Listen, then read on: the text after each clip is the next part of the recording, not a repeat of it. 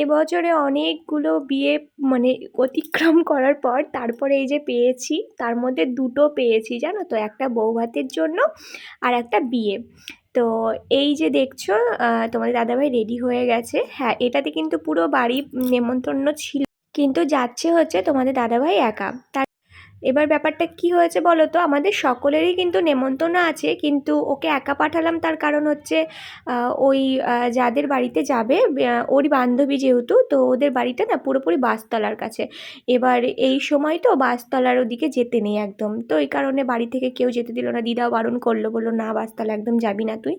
তো ওই জন্য মামুনি বারণ করলো, কারণ এবার আমি না গেলে মামুনি বলছে তাহলে আমিও যাব না।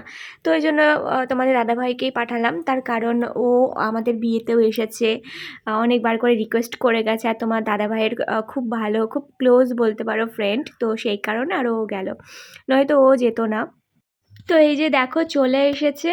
আর ওদের বাড়ি আমি অনেক দিন আগে একবার গেছিলাম, সত্যি খুব মনটা খারাপ করছিল, কারণ একটা বিয়ে বাড়ি পেলাম তাও আমি যেতে পারলাম না, কারণ আমার এই মানে নেমন্ত্রণ বাড়িতে যেতে না খুব ভালো লাগে জানো তো। তো যাই হোক, দেখো ওই যে দেখো বিয়ের কোণে কি মিষ্টি লাগছে না, ওই এমনিতেই কিন্তু মিষ্টি, কিন্তু এই বিয়ের সেজেছে তো ওই জন্য আরও বেশি মিষ্টি লাগছে।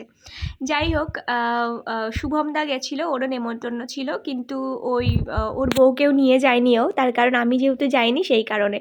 তো বলছে শোনাই যাবে না, তুমি গিয়ে কি করবে, খালি খালি থাকুক। তো আমিও যেতাম, শুধু আমার এই সমস্যার জন্য আমি যেতে পারলাম না।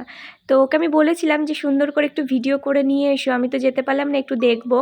তো এই যে দেখো এরা কিন্তু পুরোপুরি একদম চাইল্ডহুড ফ্রেন্ড ছিল ওরা। এই যে নিকিতা দি আছে, মানে ওর নাম নিকিতা নয়, ওর নাম প্রিয়াঙ্কা। ওই দিদি আছে, তারপরে অপর্ণাদি মানে যার বিয়ে, আর ওই যে আমার বর, আর এটা হচ্ছে শুভমদা। শুভমদাকে তো তোমরা সকলেই চেনো।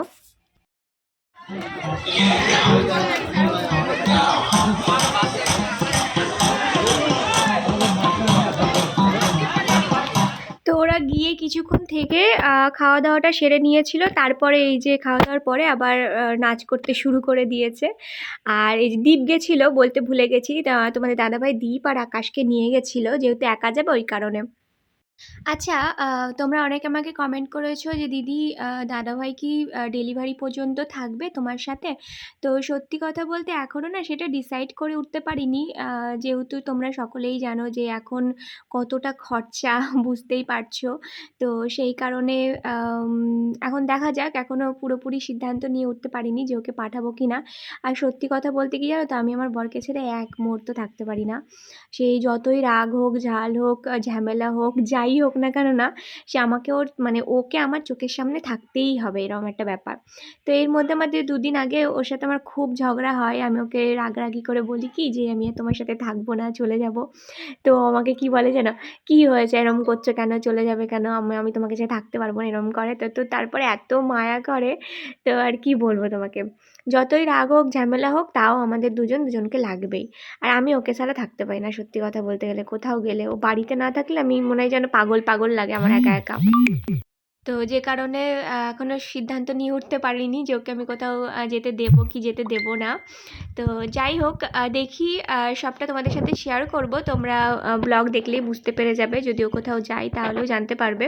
তো আপাতত এখনও ভেবে উঠতে পারিনি।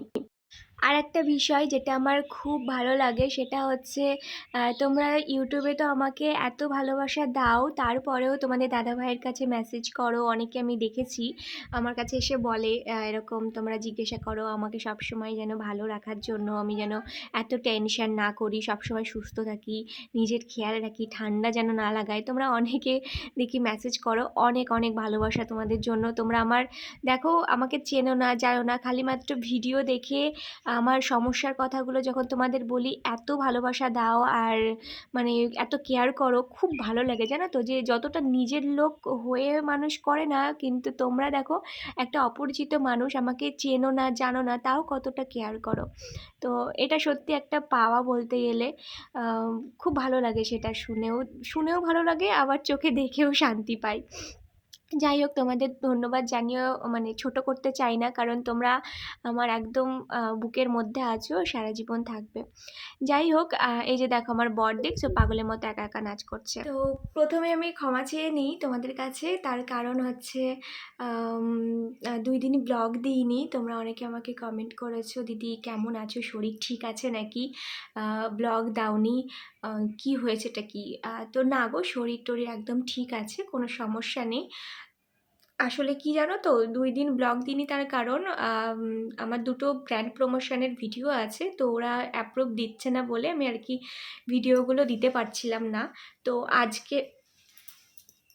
আজকে দেওয়ার কথা ছিল, কিন্তু আজকে আমাদের একটা নেমন্ত্রণ আছে, তো সেই কারণে ব্র্যান্ড প্রমোশনের সাথে কথা বলেছি, মানে যে দাদা আর কি ডিল করে সেই দাদার সাথে কথা বলা হয়েছে যে আজকে দেবো না, কালকে দেওয়ার জন্য। তো ওই কারণে মানে সবটা সামলে উঠতে পারিনি, জানো তো এই সময় তো খুব কষ্ট হয়ে যায় মানে সবটা। তো ওই জন্য আর কি, তো ওই কারণে আর ভিডিওটা দেওয়া হয়ে ওঠেনি।